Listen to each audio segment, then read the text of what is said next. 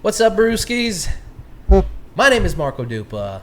With me, as always, the great and powerful, it's Adam Obesius Rodriguez. My mic farted.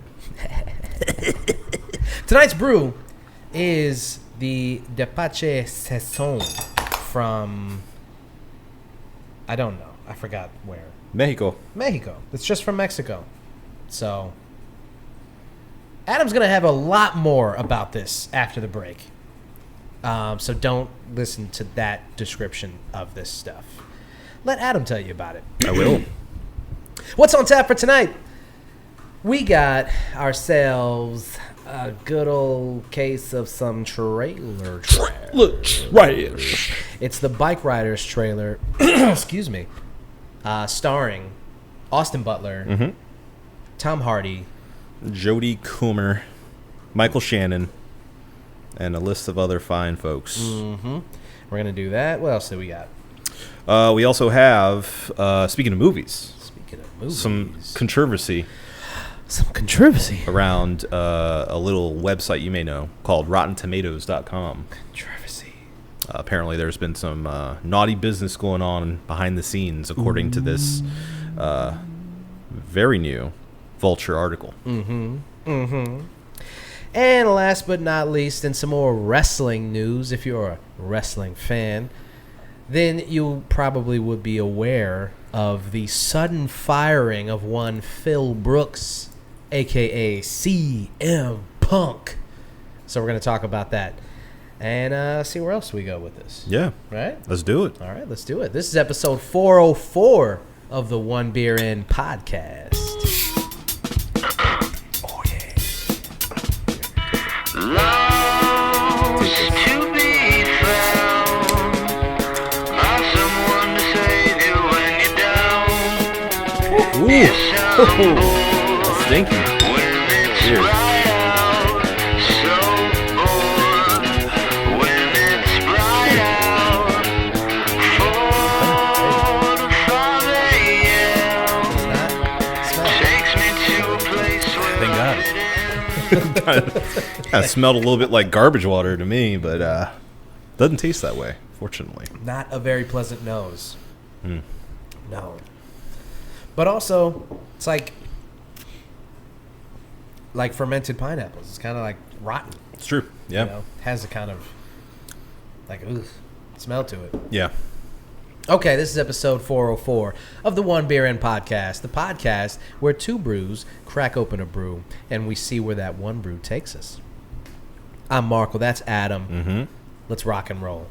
Tell us about what we're drinking, good sir. I would love to. This is Tepache Sazon, bebida fermentada, piña y canela, hecho en Mexico. Comes in at 7% ABV. To your point, it was produced by Tepacheria Sazon in San Francisco. There you go.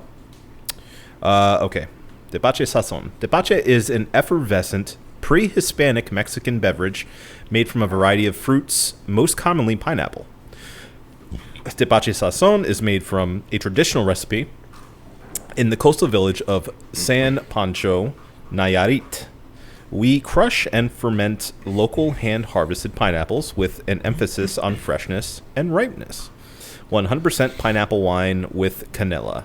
And it's actually San Francisco, Nayarit, so it is Mexico. We went back and forth on that one. That was a real thrill ride. It was.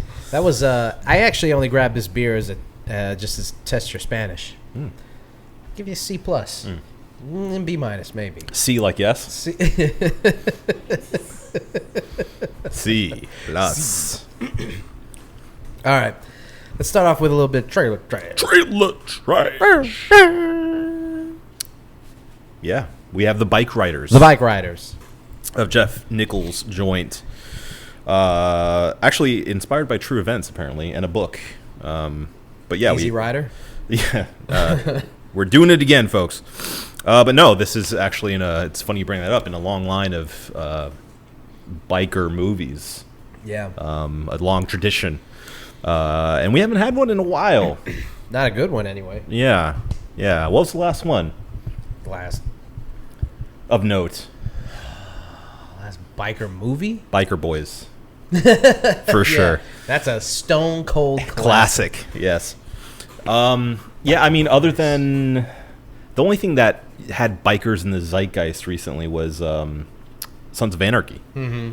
Yeah. So I've seen some people point to that as like a cultural point for this movie being made. Yeah, I mean, maybe a couple years too late on that Like one. a touchstone, you know? Cultural touchstone. Sure.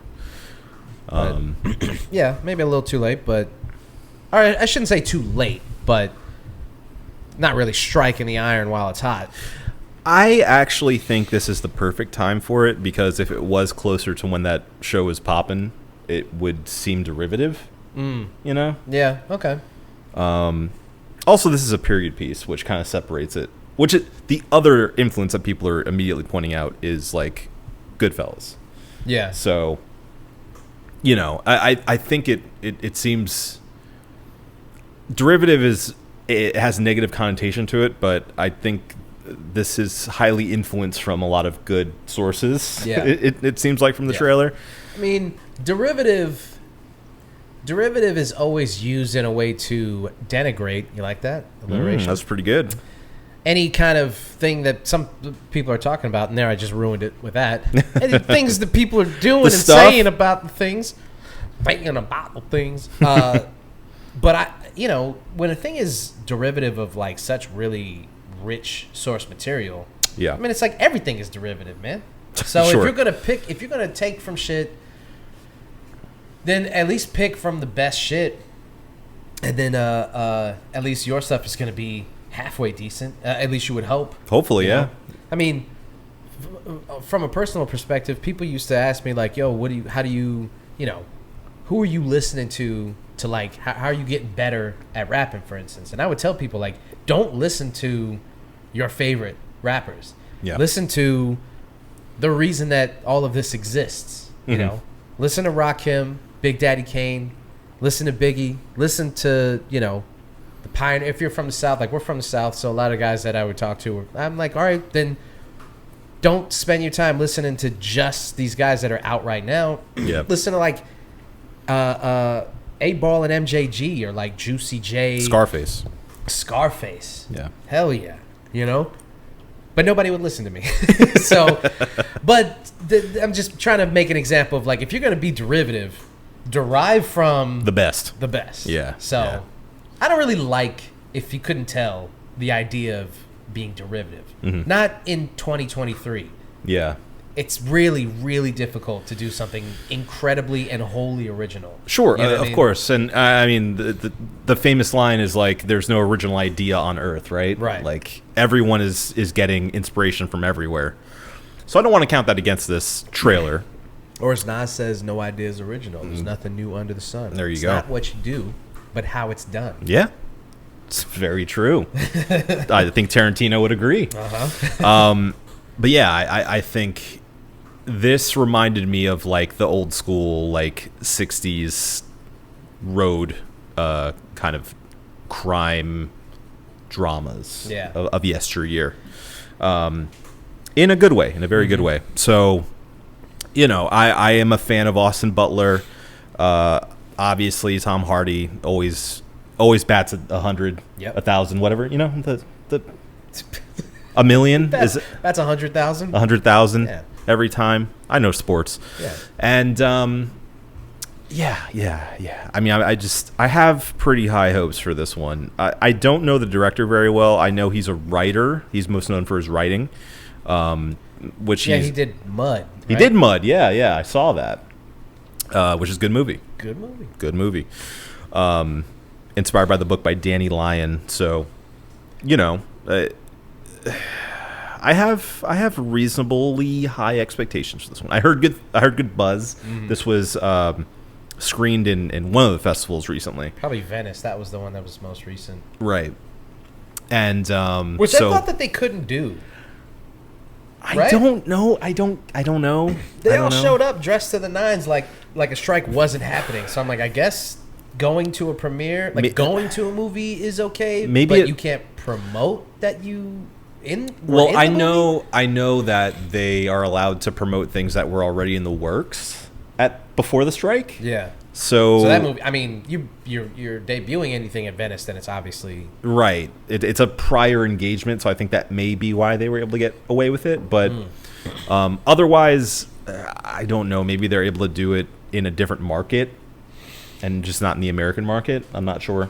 Yeah. I'm not a lawyer, but regardless, it got some good buzz. A lot of people were saying very nice things about it. Yeah. That is very Scorsesean, if you will. Scorsese. So again, if you're gonna pull from anyone, pull from the best. Pull from the best. So yeah, no, I have high hopes for this one. It looks cool. It sounds cool. Yeah. There's lots of cool looking people in it. So fucking cool, man. Well, We've been doing this thing where we've been simulcasting the trailer, but we already watched it. Mm-hmm. So we're not going to do that this episode. So we did it last episode. Yeah. Watch it yourself. Yeah. Fuck you. Watch it yourself. Pause the video and go watch it. And come back. You better come back. You better come. We'll know if you don't come back. We'll know. We have those insights. We check the metrics. We do. Every minute. Yeah. We're going to see the ROI on us sending people to this trailer. Don't use that phrase. It gives me PTSD. ROI PTSD. But yeah, no, I think it looks really solid. I'm going to say definitely not trash. Not trash. I, at first, was a little taken aback by it. I kind of, you're watching stuff like that, and sometimes I can't help, and this sucks because of the generation that we grew up in. But sometimes I can't help being like cynical about stuff. Yeah. When it comes to shit like this, so I'm watching the trailer and I'm like, I'm already thinking of the jokes that people are gonna get off about it. And I'm like, but this is all this is stuff that I would be into. It looks like a kind of a crime noir thing. Yeah. With bikers. You got Tom Hardy. And just like all of the hallmarks of something that I personally would be into. And yet the first thought I had was like, it's kind of goofy. I can't really take it seriously. Yeah. But that's only because I'm thinking about what other people would think about it. Yeah. And not what I personally thought about it. I will say there was one line that stuck out to me. I'm like, that's not going to age very well. Yeah. It was the very serious line of, if he wants to ride a bike, he's going to ride a bike. Yeah, that was funny. I was like, okay. That was funny. We're going to take that There's seriously. There's one scene where like they're doing the smash cuts of a bunch of stuff, and he like punches a window, like a car, driver's side window. Yeah. And he punches it, and it breaks in like 4 pieces. And I was just like, that looked like shit. Yeah. So got to fix that in post. Yeah. All that to say, when I kind of shook that off, that energy, that negative energy of the cynicism, I was like, this looks pretty fucking cool. Yeah. So I'm excited about it. Yeah. And the trailer's not trash. The trailer is definitely not trash. Not trash. Yeah. So, speaking of trailers, speaking of movies, this article's come out, written, it's a Vulture piece. Yeah, by Lane Brown, with reporting by Luke Winkie. And before you get into it, what's really interesting is something I saw in the byline of the article, and even in the title of the article. Yeah. Well, I'll let you read it. Sure. It's the decomposition of Rotten Tomatoes. The most overrated metric in movies is erratic, reductive, and easily hacked, and yet has Hollywood in its grip. When's the last time you watched a trailer online or just on TV and you see the Rotten Tomatoes score? Yeah. It's certified fresh. Right. That's a super recent development. They never used to do that in trailers. Well, I mean, they even have it on the box art Now nowadays. it's on the fucking box art. Yeah. Certified fresh. Oh, man. It's huge. You want to give a overview of this development? Yeah, so the majority of this article has to do with a movie called Ophelia. It's a feminist retelling of Hamlet, starring Daisy Ridley. You may remember it. Kind of came and went apparently in 2018. I don't remember exactly when, but Maybe you don't remember it. maybe you don't. But regardless, there's a controversy around this movie specifically, but the writer is saying it's sort of indicative of a larger issue with the platform itself. So the issue was apparently the PR agency or whoever was representing the film's distribution rights apparently was behind the scenes talking to critics to get them to either nudge their score marginally higher so it would be considered fresh as opposed to rotten, or outright asking critics to go out and see the movie in order to give it a positive review. And so obviously that is, there are some questionable tactics going on behind the scenes. I definitely recommend you read the article yourself because there's a lot of context that I'm not sharing right now. But from the side of Ophelia, people are saying basically like, I mean, you're making a mountain out of a molehill. This is just how the business is done. You, of course, ask critics to review your movie, and you want them to review it as nicely, as pleasantly as possible. But ultimately, it's their decision to review it however they see fit. Whereas, of course, on the other side, these writers specifically are saying that's a conflict of interest. You shouldn't be specifically giving money or any kind of pleasantries for giving that review, because that's something that even like IGN says they don't do. Yeah, they say that. Right. But I'm saying it's such an obvious no in the critic business that at least for me, for somebody to say like it's not a problem, like it's just how it's done. No, that's insane. Clearly not okay, right? Like clearly it's not all right. No. And not only is the practice just outright wrong, part of the basis of this article is that like the influence of Rotten Tomatoes has only gotten larger for some reason.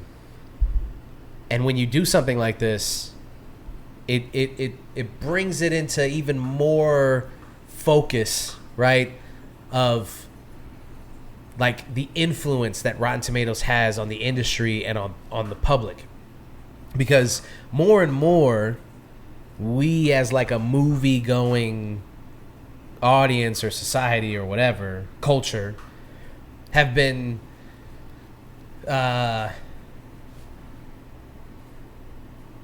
using like easier ways to quantify how we feel about things. Yeah. And a review score, a number, an aggregate site, all of that can be or used, even a tweet. Or even a tweet. Yeah.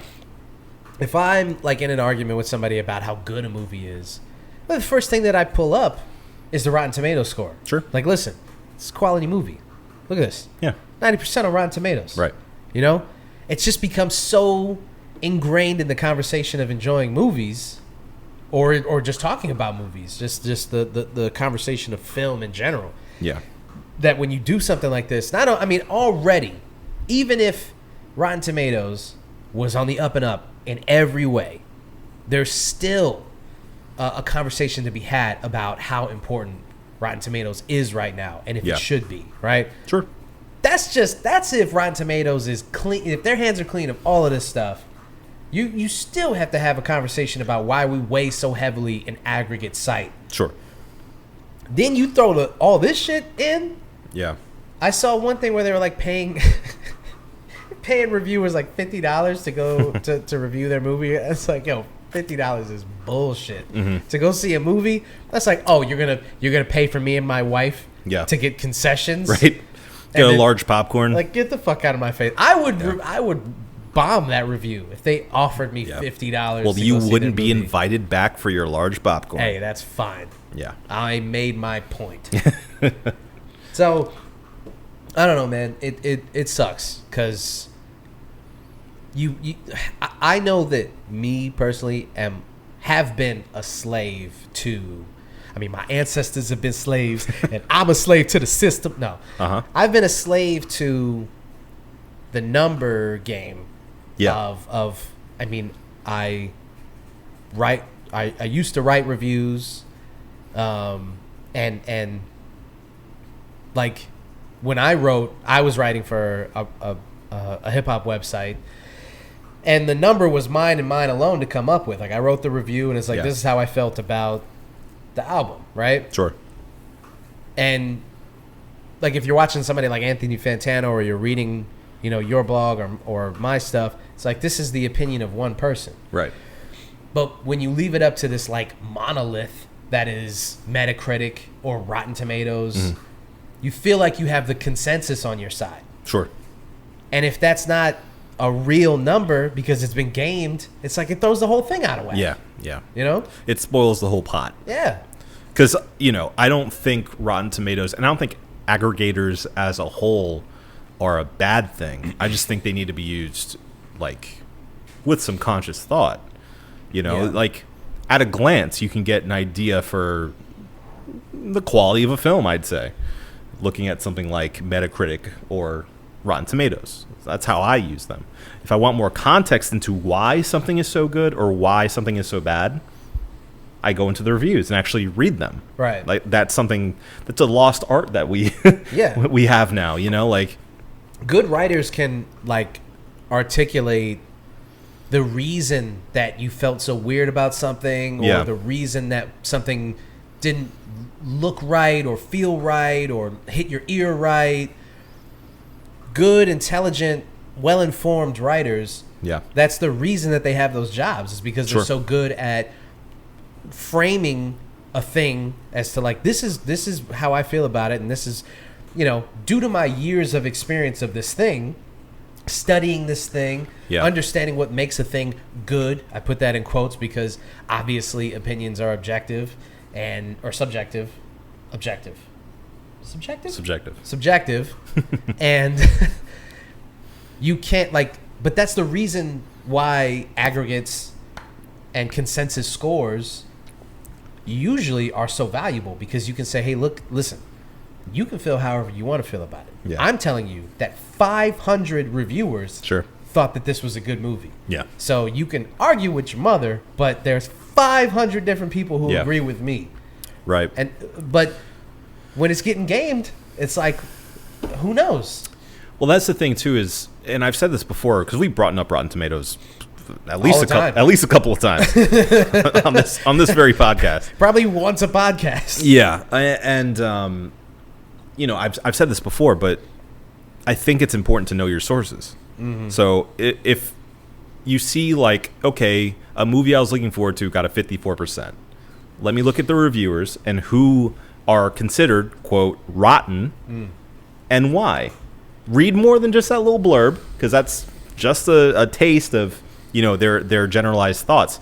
And, the even more reductive step beyond that is that at the top of the Rotten Tomatoes is the critics' consensus. That is, I believe, written by Rotten Tomatoes themselves. Yeah, I don't know who else is writing that consensus. Right, and it is a summary of everybody's thoughts, which is so, it's like, the dry pulp of the orange that you once had. Like, it is like so condensed that it makes it almost completely unusable, unvaluable, not invaluable. Yeah, it's actually really weird that they even have that now that you mention it, because it makes it that much easier to be like, okay, 96%, awesome. What is it? What's the one little thing that doesn't work in this movie? What the one thing that people are complaining about in this movie? 95%. Bolstered by an incredible, a career-defining performance by so-and-so. Doesn't reinvent the wheel, but fans of the genre will be pleased. Yeah. So I think it is a problem. I think Rotten Tomatoes is a problem. It is still something that I go to very often to guide what movies I will watch, but I do so knowing that I it is my responsibility to dig deeper than just the score. Same with Metacritic. I mean, same with even like looking at the score on like, let's say IGN, for instance. You see that they scored something, whatever, a 10 out of 10. Yeah. Okay, read why. What did they enjoy about it? If the mechanics of the game don't sound interesting to me, I'm probably not going to like it anyway, you know? So I think that's your personal responsibility as a consumer to vet the people who you listen to as far as suggestions for what you read, what you watch, what you listen to next. Yeah, I mean, like, speaking of Fantano, for instance, there's a lot of people that don't like his opinions on hip-hop, right? I am one of those people. So I just don't think that he listens to music from an intellectual standpoint, I feel like sometimes. Maybe too much so. And I feel like sometimes he gives bad reviews to albums that, like, I think are better than what he thinks. And I think that sometimes he comes at it from, like, this, like, a very logistical standpoint. And, like, there's a lot of people who are like, oh, you're not from these places. You've never talked to these people. So, like, you're not understanding why this is good to other people and why it's not good to you. All that to say, it's his opinion. Sure. You know, he comes from where he comes from, and he brings with that his experience and where he's from into how he experiences the music, sure. how it hits his ear. I don't think he's trying to trick anybody. No, of course not. I think he's very clear about the fact that, like, this is how I feel about it. I'm not trying to sway you. I'm just giving my opinion. And the sway that he has, the strength of that is the people, the fans, the consumers. Sure. They are the ones that let him move the needle. Yeah. Right? So, speaking on vetting the people that you listen to, like, I like the way that he cogently expresses his opinion. Yeah.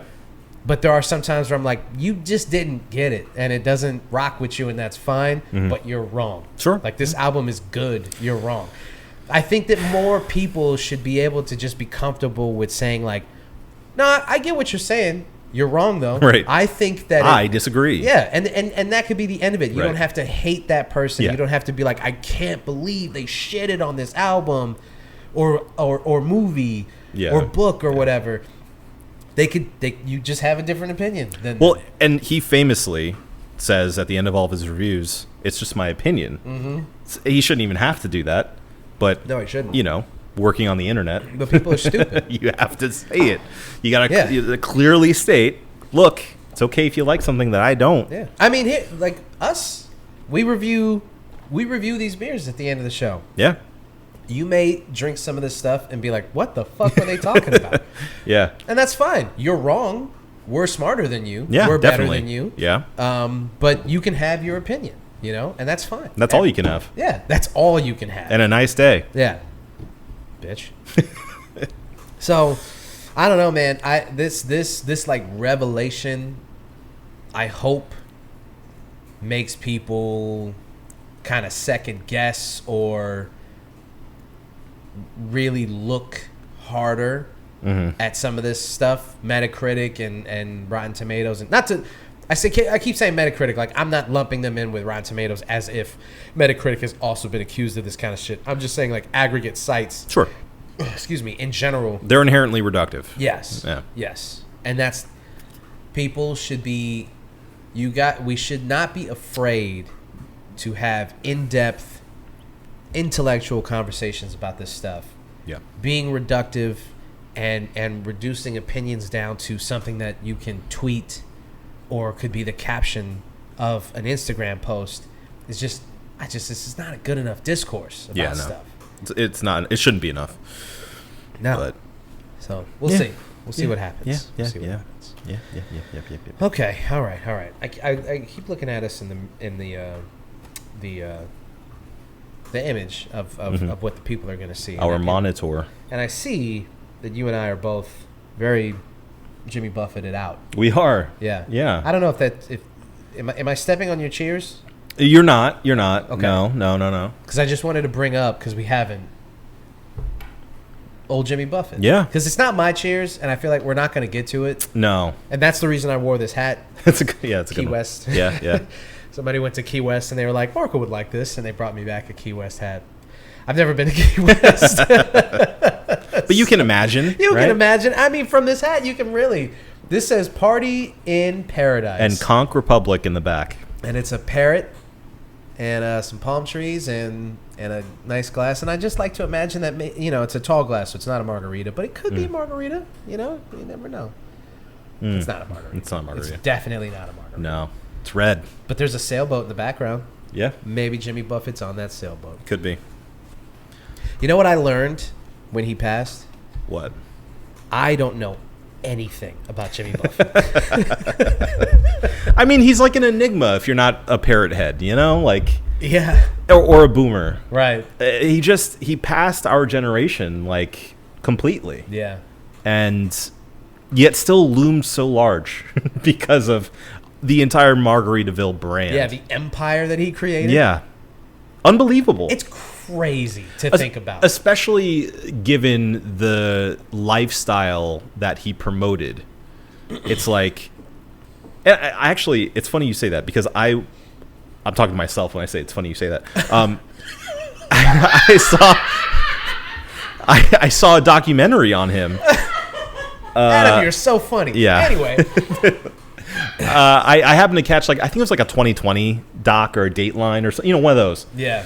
Or 60 Minutes, and he was talking about his entire empire, how it came to be, and because I think they were debuting his Broadway show of all things, Of course. and they talked to him and they're like, are you like this bumbling drunk that's getting high all the time? And he's like, absolutely not. I'm I enjoy having a good time, It's like, but I'm a fucking mogul, brother. yeah, no, basically, he's like, look, I like having a good time. I like promoting that for other people. But when it comes down to business, I am an entrepreneur. That's my thing. I like creating my business, and clearly it worked out for him. Yeah. So it's just, I think there's this misconception of who Jimmy Buffett was compared to the man he actually was. Yeah. But yeah, I mean, he's a mogul. He created his own brand, and I mean, promoted the hell out of it to a very specific generation, and they love him for it. Ate it up. Literally. Cheeseburgers in paradise, Yeah. man. Yeah. Crazy. Mm-hmm. There's a fucking Margaritaville all across the country. They're Yeah. everywhere. Yeah. Shout out to Eddie Burback. I know. Great episode. Awesome. Where he goes to every Margaritaville in the country. Yeah. And I just had no idea the breadth of, Yeah. of his empire. And that's not even his hotels. Yeah. The Margaritaville hotels, there's resorts, They make Land Shark. Yeah, there's a neighborhood. There's the Margaritaville actual tequila Yeah. and mixers and all that. Yeah. I'm surprised this guy wasn't doing Newman's own, I know. Buffett's own. Yeah. Shakers and well, I'm sure he did. Yeah. I'm sure there's margarita branded everything. There's a margarita. It's a concoction makers. They call them. Okay. They're blenders made specifically to make margaritas. That's silly. They're in every single hotel in Margaritaville. Really? Yeah. Every room gets a concoction maker. Yeah. Awesome. Yeah.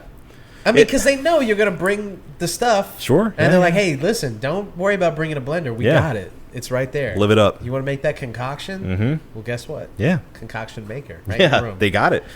And surprisingly expensive if you try to buy it on your own. Oh yeah, I'm sure. Yeah. Yeah. I don't know. I don't know if he's done anything I'm sure he has. He's too old and too white to not have said or done something problematic.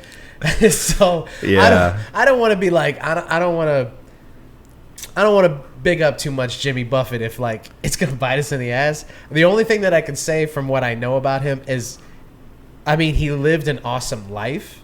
Yeah. Oh, for sure. And I can't really take nothing away from him, because it's my man. I was listening to his. Obviously, I was listening to his music. I come in here singing Margaritaville, but I'm looking at his albums and I'm looking at all his songs and stuff, and I just this is a testament to how little I knew about Jimmy Buffett. Yeah. I thought in like the 70s he had cracked open with Margaritaville, right? I thought this is my vision of Jimmy Buffett. Mm-hmm. I thought that he Long was like, hair, mustache. definitely 70s Jimmy Buffett, yeah. Yeah. So I'm thinking he's a singer-songwriter doing all these like great songs, but not really, hitting. But people know him. He's like, oh, it's fucking Jimmy Buffett. It's great singer-songwriter. And then he makes Margaritaville. Mm-hmm. And they're like, what the fuck? This song's awesome. Yeah. This guy gets I'll it. listen to this forever. Right. And they will. Yeah. And they have. And I thought, he goes, oh, you like that? You like that? So then he makes like an album's worth of, like the Beach Boys in the 50s would just make like, surf rock. Surfing USA, yeah. Yeah, and they were like, Surfing Girl and Surfer Boy and like Surfing blah, blah, blah, blah, blah. Surf's Up, yeah. I thought that he was like, all right, well, I'm going to make some Margaritaville songs and then, we'll see what happens. And then like it just naturally kind of ballooned from there. No. Mm-hmm. That's all he ever did. Yeah. Ever. Yeah. His whole discography is like he's on a boat. One of his albums is called like Changes in Latitude, Changes in what was it? Altitude. Changes in latitude, changes in altitude. That shit is fucking baller. Yeah, dog. yeah. Changes in latitude, changes in altitude. He's like, man, see me when you see me, bitch. I'm out there. It's funny you say that. He had his own boat, or Yeah. boat plane. Yeah. And that's the actual one at Universal Studios City Walk. Yeah. The plane that's out there is his actual plane. Come on, man. That's some baller shit. They That's dropped it baller. off there. He retired it and he put it there. Yeah, it's right there. All right. That's the last time I'll get on that one. That's famously his actual Jimmy Buffett plane. And so all of the stuff that I've seen so far of Jimmy Buffett is like, this guy didn't just hit with one song and then parlayed that into an empire. Yeah. He parlayed his lifestyle, his actual life Yeah. into this empire. Yep. Which I don't know. And obviously, to you guys who know this already, this is old news. But to me, it's endlessly fascinating. Like I said, our generation largely, unless your parents are parrot heads, like right over our heads. Well, when people are like, oh, like people in our generation are like, I don't listen to Jimmy. Jimmy Buffett sucks. I'm like, I always thought, well, I just don't know enough about Jimmy Buffett to have an opinion on how good his music is. Yeah. So I never spoke on it. I never said if I did or didn't like Jimmy Buffett. I just thought the idea of Jimmy Buffett is funny. Yeah. It's just like objectively funny. Yeah. Who he is and what he represents. Uh-huh. And never listened to his music actually. So listening to his music now, I'm sorry that it took his death, but actually I'm not sorry because who cares? I don't think Jimmy Buffett minds. No. I think he was doing okay without me listening to his music. Doing just fine. But it was it's eye opening. It's been an eye opening experience. I'm not going to go through his discography. I can't. Yeah. I just don't have it in me. It's not enough beach to do that. If my life was different, maybe. Yeah. But some days I got to go to work and I'm not in a good mood and I just don't want to listen to Cheeseburger in Paradise. Cheeseburger in Paradise. Yeah. It's a great song. It actually is like it actually is genuinely a great song. Yeah, also Smash Mouth. Oh yeah, that's right. Yeah, we had two This would just be the death. Yeah, it's the obituary of our show. Yeah. Yeah. And we had two start coming and then they stop coming. Yeah, the two party dudes. Yeah. Of two different generations just left us. What's his name? The guy from Smash Mouth. The guy from Smash. That's his full government name. Yeah. No disrespect, but nobody. We're not. It's not like It's one of those names. Steve Hardwell. Steve Hardwell. Yeah. That's pretty sad, actually. Yeah, no, it's very, very sad. Considering he was an addict and fought that for a while. And yeah, he was only 56, right? 56? Something like that. Yeah. I think he was in his 50s, mid 50s. Yeah. He's tall. He's tall. He's just 6 foot. What do you mean? I mean, that's taller than me. Anybody who's taller than me is tall. Oh, thank you. Yeah. 56. Yes, 56. He did pass away at 56.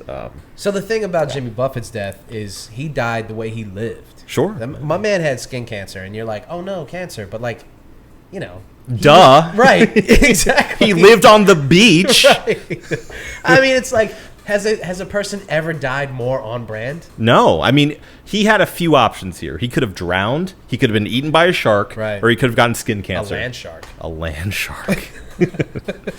Yeah. Those were his options. Yeah. And, I think he chose a good way out. Unfortunately not for this guy. Steve Harwell. More tragic. Definitely more tragic. Especially because I remember him being a, kind of a punching bag in recent years where he was obviously, having health issues, having sobriety issues, still trying to perform, and it not working out. And he was dealing with some shit. Yeah. So, Give me that, please. You hate to see it. You really do. For sure. But, I mean, it's not like we were waiting on Smash Mouth to come back and destroy the world with a new pop rock album. But they have a place. Speaking of generations, they have a place in our generation for a couple of big hits there that kind of defined an era. Yeah, I mean, somebody. I'm gonna have to bring my butt pillow. You okay there? This chair, sitting out at prolonged. I mean, it's like compressing my spine. Yeah. It's like I feel like a xylophone. Yeah. Not a xylophone. No, that's a xylophone. A zucchini. A zucchini. Yeah. It's not a xylophone. That's the xylophone is the one, the taps. Right. Accordion. Yeah. The first and last step to play yourself like accordion. MF Doom. Mm-hmm. Rest in peace. Wow, this is a really somber section of our show. Yeah, and I think he died on Halloween or the 30th. I think it was October 30th when MF Doom died. Yeah. Anyway, we'll talk about that next month. Steve Harwell. Yeah. I was saying that somebody was like, he had one smash hit and was able to make a career out of that. Two. No, that's what I'm saying. I disagree. They had obviously All Star, massive hit. Yeah. But then they had Walking on the Sun, and also on the soundtrack, their remake of the Animals song, right? Or the Monkeys. What was it again? I'm a Believer. I'm a Believer. Yeah. What were you singing?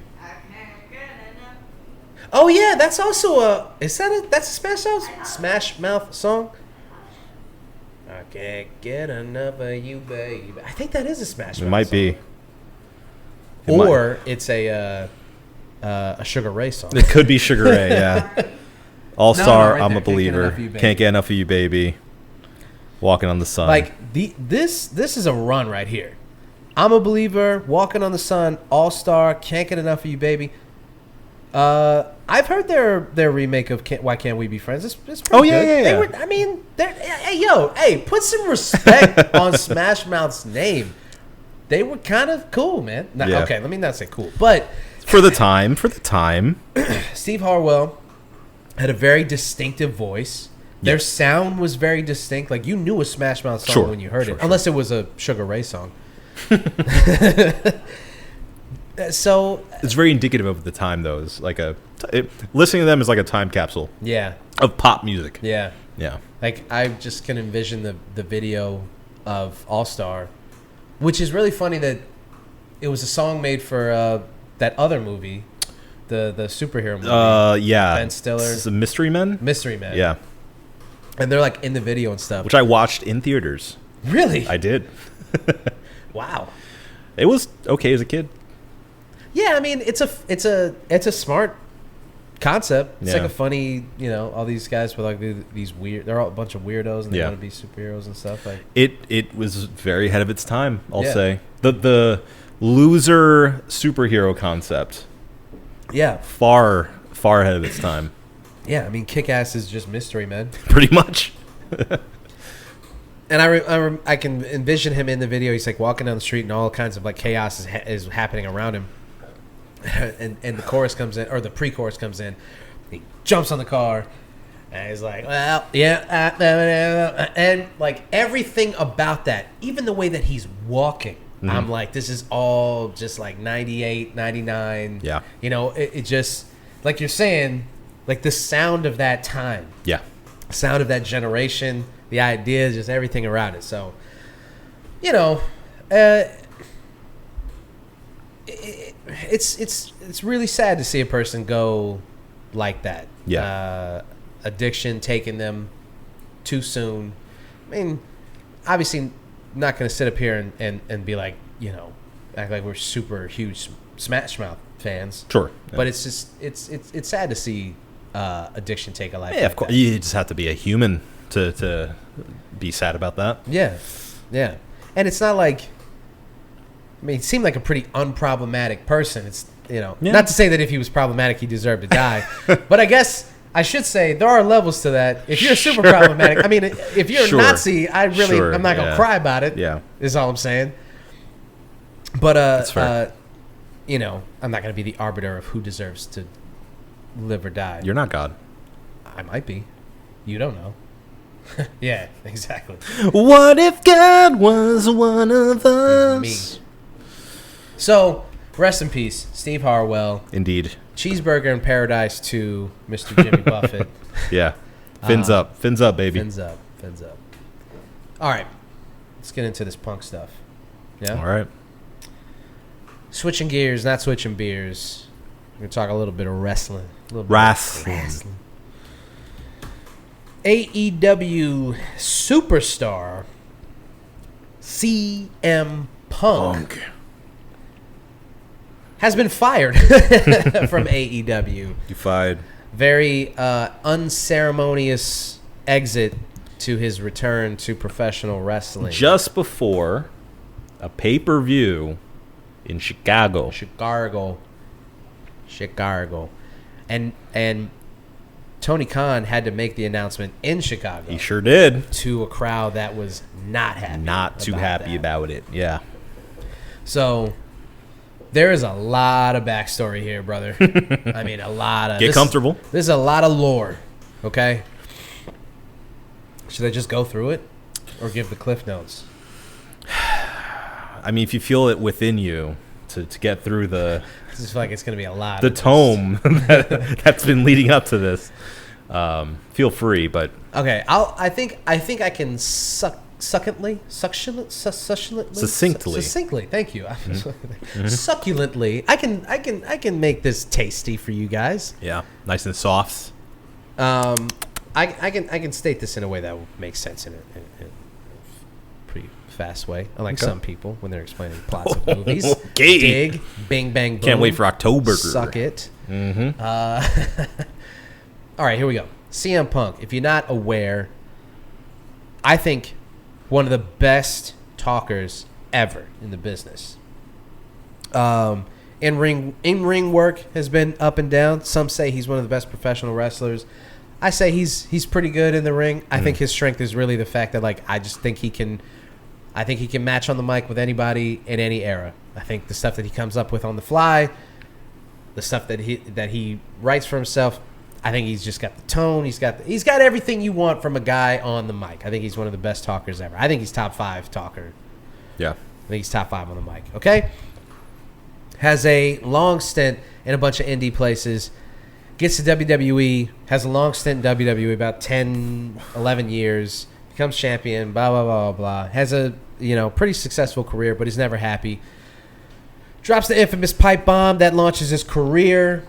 He becomes one of the biggest names in wrestling.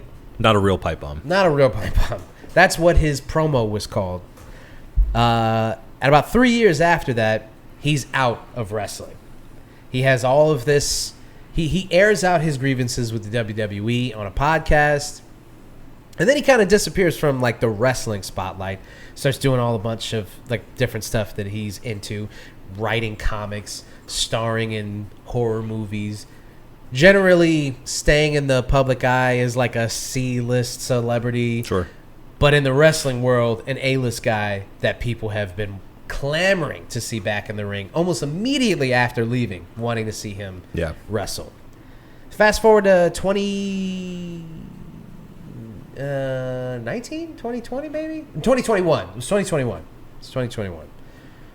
And he makes his glorious return to professional wrestling in All Elite Wrestling. the new Tony Khan and Shad Khan fronted wrestling company that is being positioned as the competitor to WWE. Yeah. He debuts in Chicago. It's one of the craziest returns rather that I've ever seen, because it's in Chicago, his hometown. Sure. Chicago's crazy wrestling town. They go nuts. Okay. He's in AEW for all of 2.5 or about 2 years. Has some memorable feuds in the ring and outside of the ring. Now, here's where it gets a little fuzzy. CM Punk has a reputation for being pretty confrontational. And depending on who you ask, this is a strength or a weakness of dealing with him in the business. There's a lot of people that like Punk in the business. There's a lot of guys that speak very highly of him. And there's a lot of people that don't speak so highly of him. And a lot of those people are in AEW. Chris Jericho being one of them. The Elite, which is a stable of guys. It's getting really inside baseball here, guys. And I'm sorry, I don't want to get too detailed. I'm trying to keep it as light as possible. So that not so easy, is it? Yeah, you know what? All right, fine. All right. Credit where it's due. It is not that easy to succulently describe to keep it something. succulent, yes. So you're doing great, honey. Keep going. Let's just say fast forward to this most recent event. He's already had his backstage issues with a number of wrestlers. He's already been on the verge of being fired before. And then basically he's backstage. He tells a guy, this is months prior to this, he tells a guy, Jungle Boy.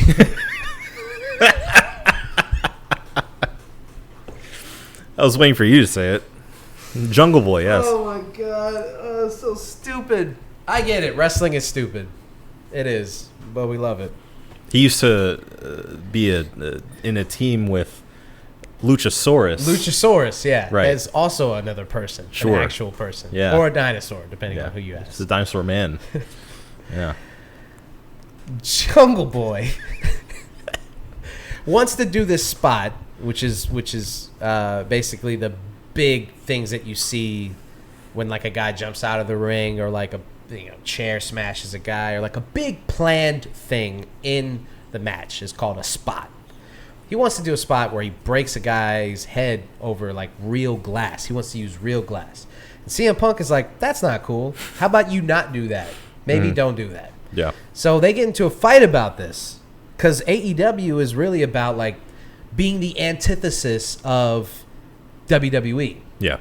WWE right now is a pretty safe, semi-PG working environment where, people, it is looked upon as obviously the mecca of professional wrestling, and also the most professional and most corporate and most family friendly and most presentable version of professional wrestling.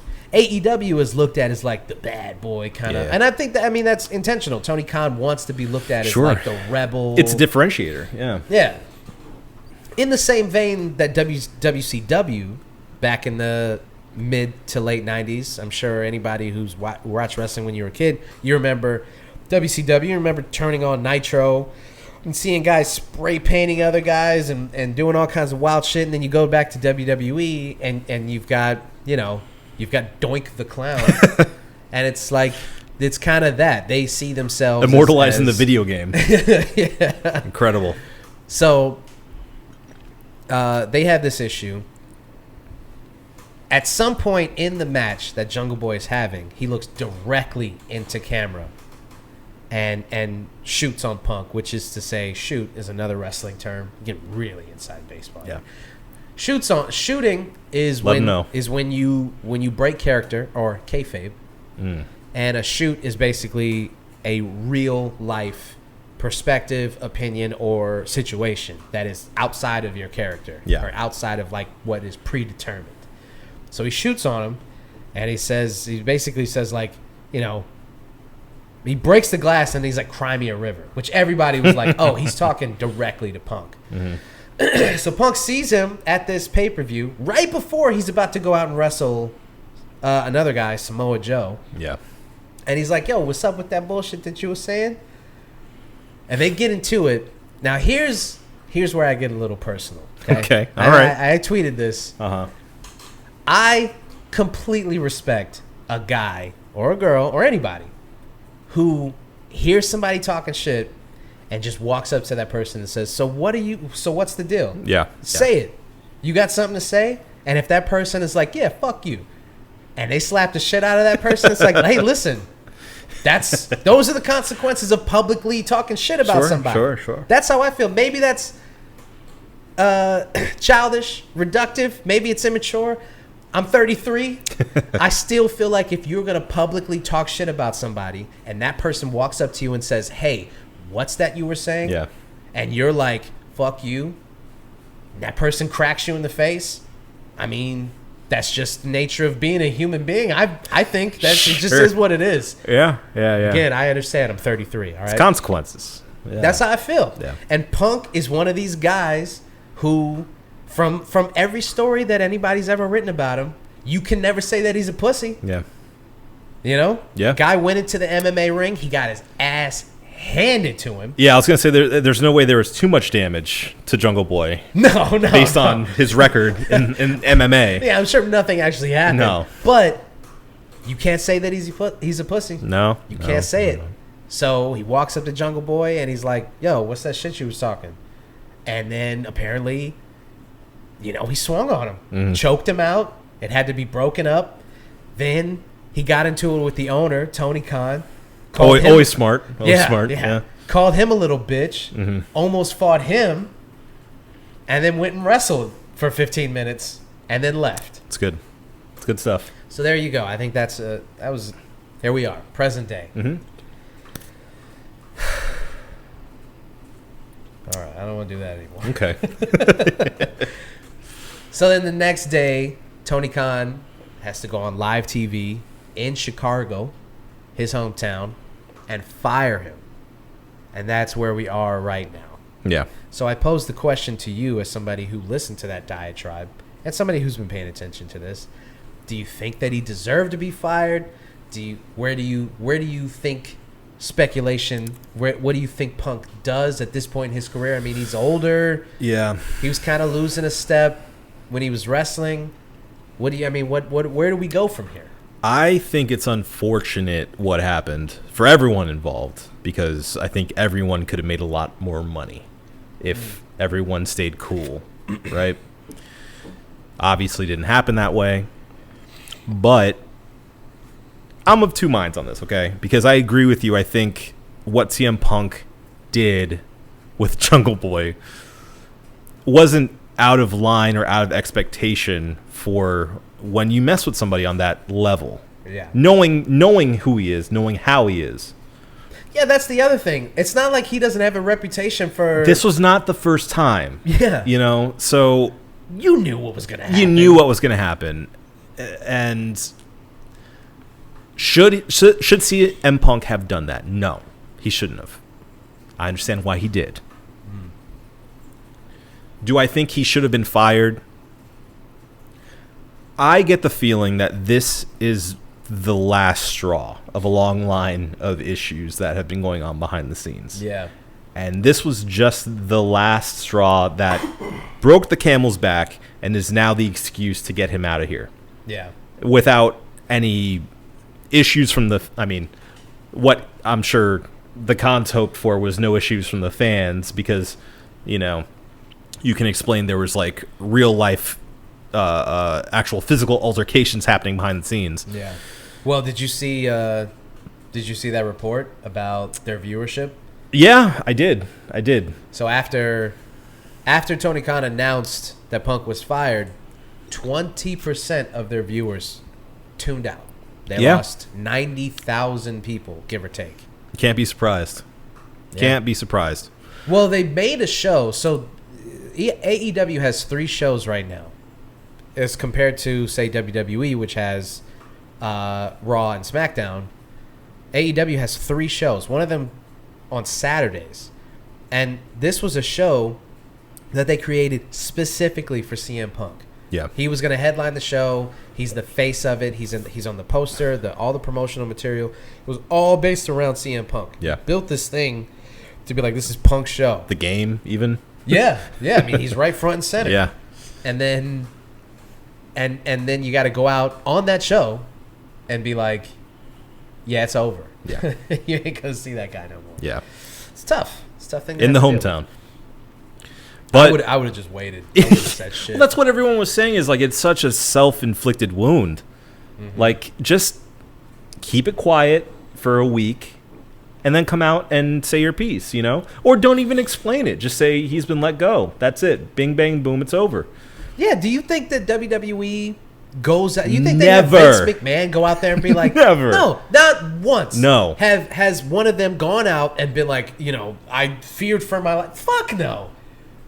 No. But that's the thing, yo. I like AEW. I Yeah. like the wrestlers over there. I like a lot of stuff that they're doing, but they will never be on the level of WWE No. if they continue with this kind of shit. Mm-mm. They're it's just not going to happen. It's They're not even smart. close. It's not smart. They like to tout these numbers, especially like the pay-per-view they had in London. Yeah. Well, this one, the one that he got fired after. They like to tout those numbers and be like, yo, we're right behind WWE. You're not even in the same No. neighborhood, bro. No. You're not No, even no, in no. the same fucking sport. No. Way. Not right now. Not with this kind of shit happening. No. Because here's the thing. If you ask an independent wrestler right now, if Tony Khan or fucking Triple H approach them with a contract, do you think they're even gonna see Tony Khan in the building? Yeah, no. Triple H walks through and you're like, what the fuck? It's fucking Triple H. He's right there. Yeah.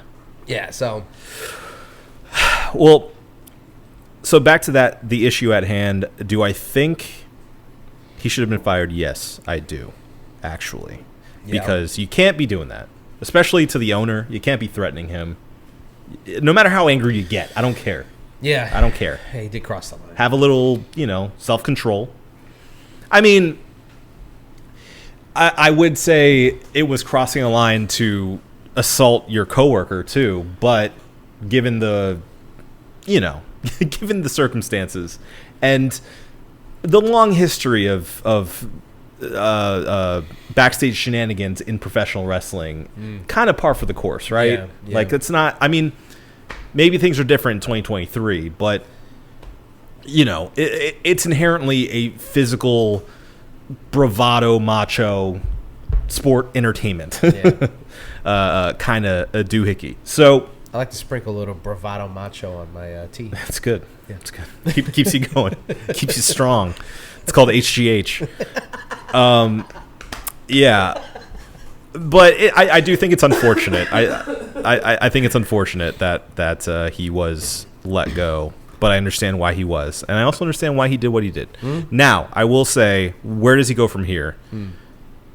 I am worried that he's burned too many bridges within professional wrestling at large. And if he wants to be another headliner somewhere, I am not sure WWE is going to take him back. Yeah. And that doesn't leave a lot of options. So He can go to Japan. Sure, yeah, he could do that. AEW, I think, owns Ring of Honor, so can't go there. Yeah. So, I think it's just a lot of hubris catching up to him, unfortunately. And he's a talented guy. I'm not taking that away from him. But I don't know. I don't know what he does from here unless he makes some amends and rebuilds those bridges. Yeah. Fast, because he is still a pull. Clearly, he's still a pull. And I think above all else, these businesses, these companies see the money signs that he can pull in, regardless of, what backstage shenanigans may happen again. I'm sure he'd have to sign a contract that says, look, I'm going to be fine. Don't worry about me. Yeah. If I screw up again, I'm out of all this money. You don't have to pay me a thing. Yeah. So we'll see. We'll see what happens. I think it's a shame that he's no longer wrestling again, and I hope that he's able to come back in some way. But he needs to get a cap on his anger issues. Yeah. I mean, yeah. He's not above a business, you know, like he's just not. He wants to be, but he's not. Yeah. I mean, you just can't go around choking out your coworkers, like you said. But your coworkers can't just be going around talking shit. That's the other thing. See, if any of my coworkers are watching, listen, I'll choke you the fuck out. You talk some shit. No, I'm kidding. I'm not kidding. I'm kidding. I'm not kidding. I will choke you the fuck out. We'll see. Steve. Say something. Steve. I'll choke you the fuck out, Steve. I tend to agree. It sucks. It puts you in a weird place where you're like, I mean, he obviously, he's had a lot of issues, and maybe this was just the straw that broke the camel's back, and they just needed something to get rid of him. Yeah. I mean, on the other hand, it does feel like he's been in a lot of situations where it's like, well, if you look at the details of it, it's like when a guy just keeps getting into some shit, and you're like, bro, trouble seems to follow you. But then when you find out the real situation, it's like, that's just a series of unfortunate events. Sure. Not to say that that's the case here, but when you read the details, you're like, he got into it with this guy, he got into it with that guy, he got into it with this guy, and it all kind of feels like, is Punk the aggressor here, or sometimes when you read the details, you're like, well, that guy said this, and it's like, what else was he supposed to do? Sure. Well, there's heavy is the head, right? You know, like you need to take some kind of responsibility for your fame. What was funny about that? Because I said head. I thought you were an adult. You're obviously not. I thought you were the more mature out of the three of us. Unbelievable. But that was ridiculous. Unbelievable.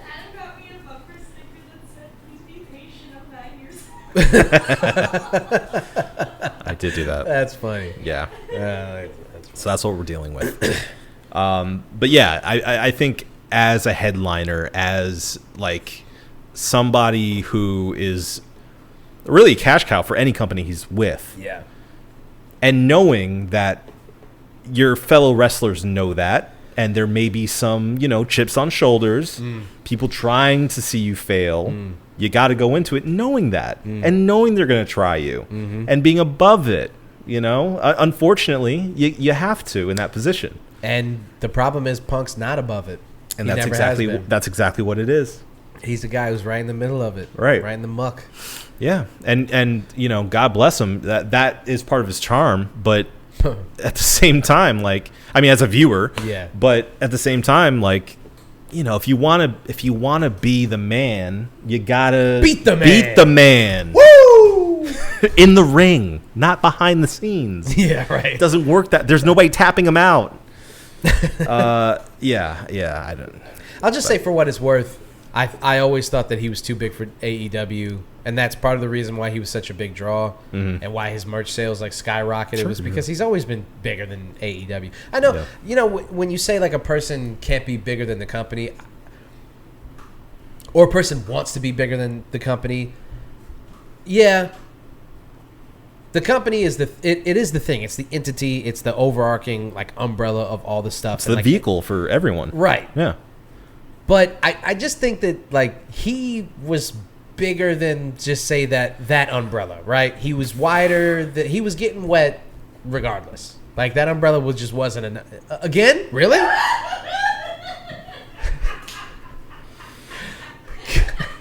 Disgust me. Disgusting. I do think that if he ever makes a return to professional wrestling, that it has to be with the WWE. They're the only company that is big enough for a person like CM Punk. I do think, contrary to what people say, I do think he was bigger than AEW. I do think that. Yeah. Maybe I'm biased because I'm a fan of his, but I do think that he carried. They made an entire show for him. Right. He was bigger than AEW. I will say what I mean by he can't be bigger than the company. I mean that as in ultimately he has no control over those things. Right. He can't control if he's hired or fired. It's up to them. And he's still at the end of the day an employee. Yeah. He's not his own boss. Right. So if he wants to go out and make his own company, go ahead. But until then, he has to abide by what, the big man says that signs the checks, unfortunately. Yeah. And maybe it is a case of the britches just weren't big enough at AEW. And in the WWE, there's, obviously way more top headliners over there. So maybe he'll be a bit more comfortable. He can rub shoulders with some other people and kind of have that responsibility off of his shoulders. Yeah. And the chips on everyone else's shoulders go away because we're sharing this thing. Yeah.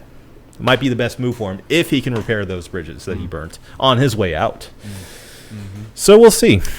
We'll see. Again, we're back into this time where it's like it's kind of exciting. Like, is he going to go back to WWE or is he just going to call it quits? Like, who knows? If he goes back to WWE, who does he feud with? Does he get an immediate title shot? Does he feud with Cody? Does he feud with like Seth Rollins? The rumor was he was going to do a program with Kevin Owens. That would be really good because Kevin Owens, I believe, is a top 5 worker. There's just some really talented guys right now. Of course, yeah. Really talented guys that he could feud with, And it would be huge. It would be incredible if he came out. Dude, fucking Cult of Personality hits at any point. Yeah. And people are gonna lose their melt minds down. Yeah. Yeah. It's gonna be nuclear. Guaranteed. If he goes back to WWE. Yeah. Even if he goes back to just be commentary or like host a pay-per-view or something like that. The first time his music hits is gonna be Oppenheimer. Yeah. Yes. All right. Think we're good on that? I think we are. All right. Well, kids, you know what we had to do. 2 things that we always do. So we want to make sure that you never miss these 2 things. Number 1, it's the cheers of the week. We got to let the people know. We do. What's the good things that are happening, or maybe a good person, place, thing. Who knows? Something that we can cheers to.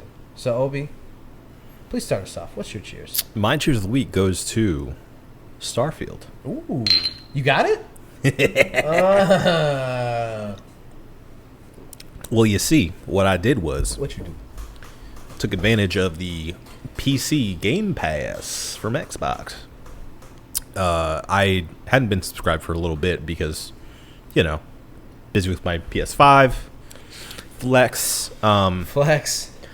And generally when I'm playing on my PC, I just play on Steam because, it's where everyone collects their games, right? Right. But, with all the fanfare of this game coming out, I was like, you know what? Let me just get like a 3-month subscription, and it's probably enough time for me to play through it. Mm-hmm. And there's happened to be a sale on Amazon for getting 3 months for only $20. So I got 2 of those guys. So I have 6 months of Game Pass. Math.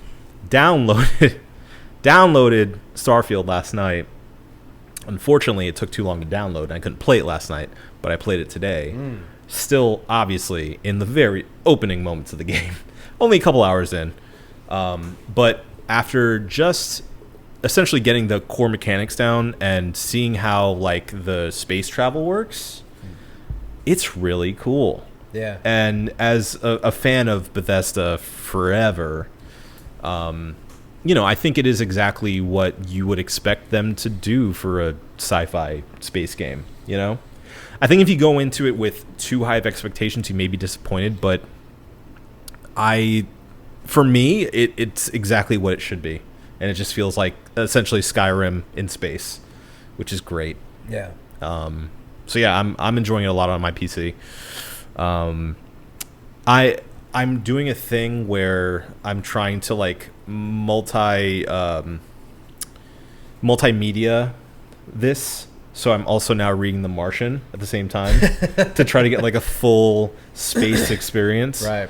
And then just watching all space sci-fi movies. Sure. Interstellar. Yeah. Watching The Martian. Yeah, exactly. So yeah, I'm having a great time with it so far. I know a lot of people worried about some of the more middling reviews of it, and a lot of people saying that there's a lot of, glitches, but it's Bethesda. What do you want? Yeah. So having a good time. Guess I'll just go back to playing No Man's Sky or something. Nemansky. Nemansky. Yeah. Because this game is not coming to PS5. It's not. It's not. Microsoft / PC exclusive. It's true.